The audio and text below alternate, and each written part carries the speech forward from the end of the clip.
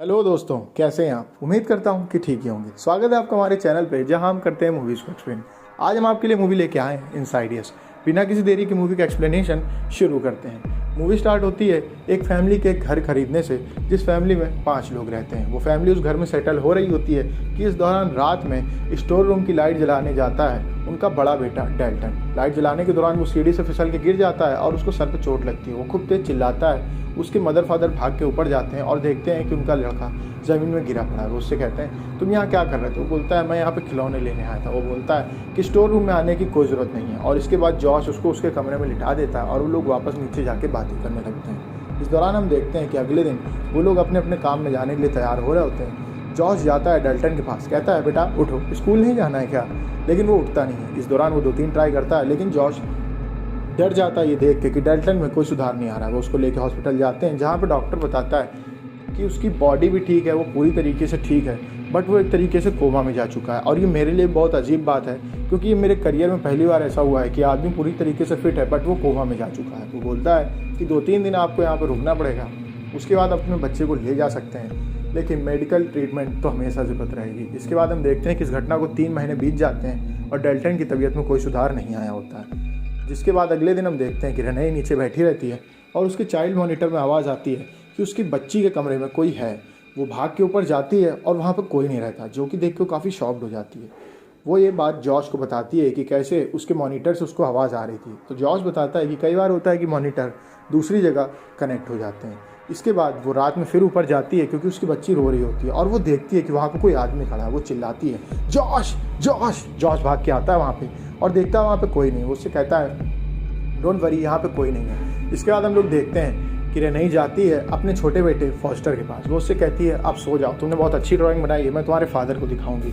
वो उससे कहता है कि आप दिखा देना, बट प्लीज़ आप मेरा रूम चेंज कर दीजिए। वो बोलती है, ऐसा क्यों। वो बोलता है, जब रात में डेल्टन चलता है तो मुझे बहुत डर लगता है। जिसकी बात सुन के रेने भी काफ़ी शॉक्ड हो जाती है। वो बोलती है, ठीक है, मैं फादर से बात करूँगी। इसके बाद वो सो जाता है और वो चली जाती है जॉश के पास।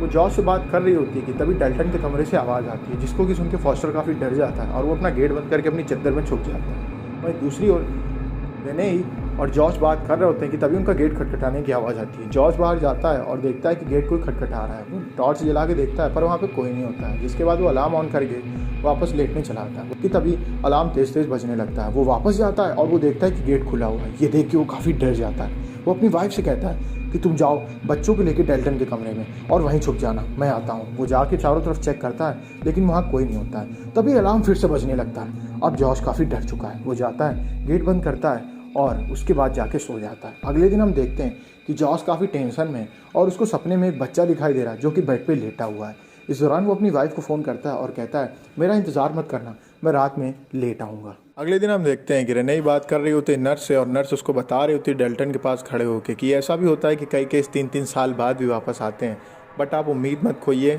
ऐसा ज़रूरी नहीं है कि वो कोमा से वापस ना आए, वो ज़रूर वापस आएगा। इसके बाद वो देखती है कि वहाँ पे पड़े चद्दर में एक पंजे का निशान है जो कि खून से सना हुआ है।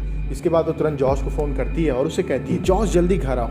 लेकिन जॉश घर में नहीं आता। वो रात में घर आता है। जिसके बाद उन दोनों की बहस होती है। जॉश बताता है कि मैं काफ़ी काम भी कर रहा हूँ, मुझे डेल्टन के ऊपर भी काफ़ी खर्च करने पड़ रहे हैं, जिस वजह से मुझे ओवर टाइम करना पड़ रहा है। जिसके बाद वो बोलती है कि इसका भी ध्यान रखो। वो उसके हाथ में चद्दर थमा देती है जिसमें कि खून लगा रहता है, जिसको कि देख के जॉश भी तंग रह जाता है। इसके बाद हमें देखने को मिलता है कि वो लोग अलग अलग सो रहे हैं और वहीं दूसरी ओर जॉश को एक सपना परेशान कर रहा है, जिसमें कि एक बच्चा सो रहा है और वो एक गैलरी में दिखता है जहाँ पे खूब सारी कैंडल जल रही हैं और वहाँ पे खिड़की के शीशे में 2 पंजे के निशान आ रहे हैं। वहीं दूसरी ओर हम देखते हैं कि रेने सो रही होती है और उसको चलने की आवाज़ आती है। वो उठती है तो वो देखती है कि खिड़की के उस तरफ कोई चल रहा है और वो चलते चलते एकदम उसके पास आ जाता है। वो चिल्लाती है, जॉर्ज उसके पास भाग के आता है। वो कहती है कि कुछ भी हो, इस घर को बदल दो, मुझे इस घर में नहीं रहना है। इसके बाद वो लोग दूसरे घर में शिफ्ट हो जाते हैं। शिफ्टिंग के दौरान हम देखते हैं कि जॉश की मदर भी उनकी हेल्प करती है, बट इस दौरान उनके जाने के बाद हमें देखने को मिलता है कि रेने बाहर कूड़ा फेंकने आती है और अंदर कोई बच्चा डांस कर रहा होता है। वो उस बच्चे के पीछे जाती है तो बच्चा दूसरे कमरे में चला जाता है।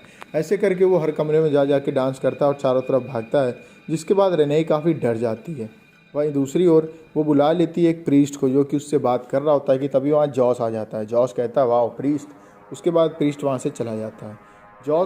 जॉस की मदर उसको बताती है कि मैंने भी एक सपना कल देखा था। मैं उस सपने में इस घर में थी और डेल्टन के पास से एक आदमी खड़ा था जो कि कह रहा था कि मैं आया हूँ यहाँ पे डेल्टन को लेने, जिसके बाद वो लोग काफ़ी डर जाते हैं। इसी दौरान उसके बारे में बात करते करते जॉस की मदर को जॉस के पीछे वही दिखाई देता है और वो एकदम से चिल्ला उठती हैं और इसी दौरान बहुत तेज़ आवाज़ें आती हैं। वो लोग भाग के जाते हैं डेल्टन के कमरे की तरफ, लेकिन वो बंद रहता है। वो लोग पूरी कोशिश करके डेल्टन का कमरा खोलते हैं, जहाँ पे वो देखते हैं कि डेल्टन ज़मीन में पड़ा है और उसका पूरा कमरा अस्त व्यस्त है और चारों ओर टूटा फूटा सामान पड़ा हुआ है। इसके बाद रेने उससे कहती है कि हमें प्रीस्ट की मदद लेनी चाहिए। उसके बाद जॉश की मदर एक प्रीस्ट की टीम को बुलाती हैं, जहाँ पे 2 लोग आते हैं। वो बोलते हैं कि हमारी मदर आएंगी, लेकिन वो पहले नहीं आती जब तक चेकअप में सक्सेस नहीं निकलती है। फिर वो लोग चेक करने निकलते हैं। इस दौरान उन दोनों को काफ़ी एविडेंस मिलते हैं और उनमें से एक तो चुड़ैल की फ़ोटो भी खींच लेता है और वो लोग डर के वापस चले जाते हैं। अगले दिन वहाँ पे आती हैं प्रीस्ट एलिस रेनर, जो कि बताती हैं कि मैं इस घर का पूरा चेकअप करूँगी,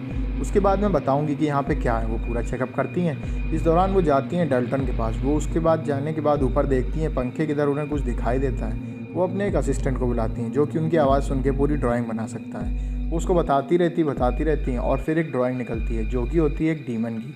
वो बताती हैं कि अगर आपको मैं एक बात बताऊंगी तो आप उस पर यकीन नहीं करेंगे।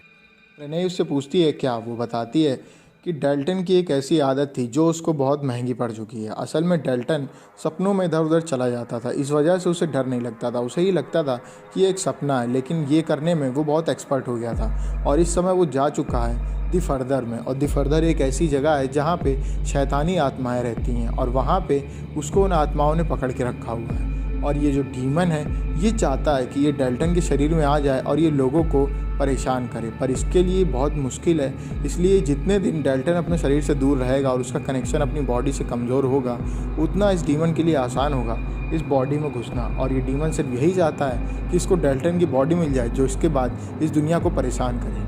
वो कहती है इसका एक तरीका है और उस तरीके से हम डेल्टन को ठीक कर सकते हैं। लेकिन तभी जॉश वहाँ पे उठ जाता है और वो कहता है मैं इन सब चीज़ों पे यकीन नहीं करता हूँ, आप उतनी देर से हमें पका रहे हैं। उसकी बीवी कहती है कि तुम मेरे ऊपर भरोसा नहीं करते हो। वो बोलता है भरोसे की वजह से ही तो मैंने 4 से 5 घर बदले हैं अब तक। अब तुम कह रही हो कि मैं अपनी बेटी की ज़िंदगी को रिस्क पे डालूँ, मैं ऐसा नहीं होने दूंगा। वो कोमा में है और साइंस भी यही कहती है। वो बोलती है तो फिर डॉक्टर क्यों नहीं ठीक कर पा रहे हैं। वो बोलता है ये सब मुझे नहीं जानना है, आप लोग कृपया करके यहाँ से निकल जाएं। और वो उन लोगों को वहाँ से भगा देता है। जॉर्ज जाता है डेल्टन के कमरे में ये फाइंड आउट करने की क्या ये सच है या नहीं। इस बीच वो देखता है कि वहाँ पे ड्राइंग्स में डेल्टन ने डीमन की ड्राइंग भी बनाई हुई है, जिसके बाद जॉर्ज को यकीन हो जाता है। वो एलिस को वापस बुलाता है और उससे कहता है कि आपको अपनी थेरेपी जारी रखनी चाहिए।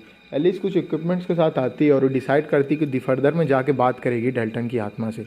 वो कहती है इस दौरान आप लोग ना मुझसे कुछ पूछेंगे और ना हिलेंगे। वो सब वहाँ शांति में बैठ जाते हैं और हम देखते हैं कि एलिस मिलती है डेल्टन की आत्मा से। डेल्टन उसको बताता है कि मैं यहाँ पे फंस गया हूँ, मुझे बचा लो, यहाँ से जाने का कोई रास्ता नहीं है। और मैं तेज़ इसलिए नहीं बोल रहा हूँ, अगर मैं तेज़ बोलूँगा तो वो लोग मेरी आवाज़ सुन लेंगे। उससे एलिस पूछती है कौन। वो बताता है कि वो लोग यहाँ की पुरानी और शैतानी आत्मा है। और इसी बीच हम देखते हैं कि वहाँ पे एक आत्मा उसकी आवाज़ सुन लेती है और वो उसके ऊपर अटैक कर देती है। वो बोलता है छोड़ो मुझे चुड़ैल, छोड़ो मुझे चुड़ैल। इस बीच वहाँ पे एकदम से तेज़ हवाएं चलने लगती हैं और हम देखते हैं कि डेल्टन अपने बेड से गायब है। जॉर्ज देखता है तो डेल्टन उसकी टेबल पे आ जाता है और वो एक हाथ रखता है और वो सब दूर गिरते हैं जाके। इस बीच हम देखते हैं कि जो आदमी खिड़की की तरफ दिखता था रेने को, वो आ जाता है रेने के पास। वो रेने को पकड़ लेता है। तभी जॉर्ज उससे लड़ता है, जिसमें जॉर्ज बुरी तरीके से मार खाता है। दूसरी ओर हार रहे होते हैं वो लोग डेल्टन से, क्योंकि डेल्टन के अंदर शैतान आ गया होता है। कि तभी एलिस पकड़ लेती हैं डेल्टन को और वो मंत्रों की मदद से ढीला कर देती हैं डेल्टन को। दोबारा उसके बेड पे लिटाने के बाद हम देखते हैं कि फुटेज में दिखाई देता है कि वो शैतान ही रहता है जो कि अटैक करता है बाकियों के ऊपर। इस दौरान वहाँ पे एलिस बुला लेती हैं जॉश की मदर को। वो बताती हैं कि तुमको हम लोगों ने मेमोरी वाइप आउट करना ज़रूरी समझा था, क्योंकि बचपन में तुम भी एस्ट्रल प्रोजेक्शन करते थे और तुमसे ही डेल्टन के अंदर एस्ट्रल प्रोजेक्शन गया है। तुमको एक बूढ़ी आत्मा ले गई थी फर्दर में और उसने वहाँ पे तुमको लगभग बसाई दिया था। तभी हमारे पास कोई और ऑप्शन नहीं था तुम्हारी मेमोरीज़ मिटाने के अलावा। वो बताती है कि हमने तुम्हारी फ़ोटोज़ ली थी और हमने बाद में ध्यान दिया तो हर फ़ोटो में वो चुड़ैल तुम्हारे पास आ रही थी, जिस वजह से हमें तुम्हारी मेमोरी वाइप आउट करनी पड़ी और इस वजह से आज भी तुम फ़ोटो खिंचवाने से डरते हो। अगर डेल्टन को कोई बचा सकता है वो सिर्फ तुम हो, क्योंकि तुम एस्ट्रल प्रोजेक्शन करने में माहिर थे बचपन में और तुमसे ही आदत गई है डेल्टन को। इसके बाद जॉर्ज तैयार हो जाता है एस्ट्रल प्रोजेक्शन करने के लिए। वो एस्ट्रल प्रोजेक्शन करके उस दुनिया में जाता है जहाँ पे सारी शैतानी आत्माएं रहती है। वहाँ पे पहुँचता है और वहाँ देखता है कि एक चुड़ैल है और उसका परिवार भी है जो जॉश को डरा रहा होता है। वो आगे बढ़ता है, तभी वहाँ पे वो आदमी आ जाता है जो कि रेने को परेशान करता था। वो जॉश के ऊपर अटैक कर देता है। जॉश उससे मार खा रहा होता है कि तभी उसको बाहर से बताती है एलिस कि तुम इंसान हो और तुम में उनसे ज़्यादा ताकत है। वो जैसे ही धक्का मारता है वो आदमी दूर उड़ के गिरता है जाके। इस बीच वो जाता है, उसको डेल्टन मिलता है। वो डेल्टन के साथ उसके कमरे की तरफ जाता है, तभी वहाँ पे वो डीमन मिलता है। वो डीमन उन लोगों को दौड़ा लेता है, वो वहाँ से भागता है। वहीं दूसरी ओर वहाँ की सारी शैतानी आत्माएं जान जाती हैं कि यहाँ पे 2 लोग आए हुए हैं जिनके की शरीर खाली हैं, और वो सब निकल जाती हैं उन शरीरों की तरफ ताकि वो उस शरीर को अपना ले और दोबारा ज़िंदगी जी सकें। वहीं दूसरी ओर हम देखते हैं कि जॉश और डेल्टन भाग रहे होते शैतान से बच के। वो उनका हर तरफ से सामना कर रहे होते हैं कि तभी हमें दिखाई जाती है वो चुड़ैल, जिसको कि देख के जॉश रुक जाता है और वो डेल्टन से कहता है कि तुम अपने रूम में जाओ और अपनी बॉडी में बैठ जाओ जाके, मैं रुक के आता हूँ। और वो उस चुड़ैल को बुरा भला कहने लगता है। वहीं दूसरी ओर वो सारी आत्माएं आ जाती हैं उनके कमरों में और वो जॉश और डेल्टन की बॉडी के पास चली जाती हैं ताकि वो दोबारा जन्म लेके इस दुनिया के लोगों को परेशान कर सकें। तभी हम देखते हैं कि डेल्टन की आँख खुल जाती है और जॉश की भी आँख खुल जाती है और वो सारी आत्माएं गायब हो जाती हैं। वो लोग खुश हो जाते हैं कि डेल्टन को जॉश वापस ले आया है और वो जॉश से बात कर रही होती है एलिस। तभी वो नोटिस करती है कि जॉश के नाखून बड़े हैं। वो उसकी जैसे ही फ़ोटो खींचती है, जॉश गुस्सा आ जाता है। वो उससे कहता है तुमने मेरी फ़ोटो कैसे ली बूढ़ी औरत, और वो उसका गला दबा देता है, जिस बीच एलिस की मौत हो जाती है। वहाँ पे जैसे ही आती है रेने, वो देखती है कि यहाँ पे मर चुकी है एलिस। वो उसके हाथ का कैमरा उठाती है और वो देखती है कि जॉश कोई और नहीं, वो बूढ़ी औरत है, और वो डर जाती है। तभी वो पीछे मुड़ के देखती है, जॉश उसके ऊपर हाथ रखता है और कहता है क्या हुआ रेने, जिसके बाद रेने चिल्ला देती है और मूवी यहीं पे ख़त्म हो जाती है। अगर आपको वीडियो अच्छा लगा तो वीडियो को लाइक करें, चैनल को सब्सक्राइब करें। मिलते हैं आपसे नेक्स्ट वीडियो में, तब तक के लिए stay safe, stay healthy, bye bye.